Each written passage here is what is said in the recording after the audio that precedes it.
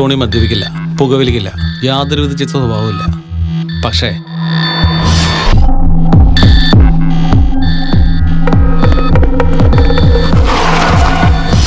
നമസ്കാരം. ഇന്ന് നമ്മൾ ചർച്ച ചെയ്യാൻ പോകുന്നത് പോലീസ് എങ്ങനെ ഒരു കൊലപാതകത്തിനെ ഒരു ആത്മഹത്യയാക്കി മാറ്റുന്നു എന്നതാണ്.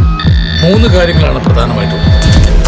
1, രാത്രി 12-നും 12:30-ക്കും ഇടയ്ക്കാണ് കൊലപാതകം നടന്നിട്ടുള്ളത്. 2, മൂർച്ചയുള്ള കടാര പോലുള്ള എന്തോ മാരകമായ ആയുധം കൊണ്ടാണ് കഴുത്തറുത്ത് കൊന്നിരിക്കുന്നത്.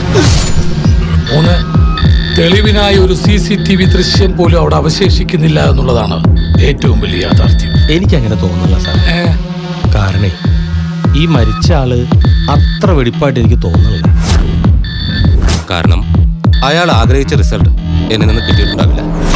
എനിക്കത് മനസ്സിലാക്കാനുള്ള പ്രായമൊക്കെ അതൊക്കെ എനിക്ക് മനസ്സിലാവും സർ.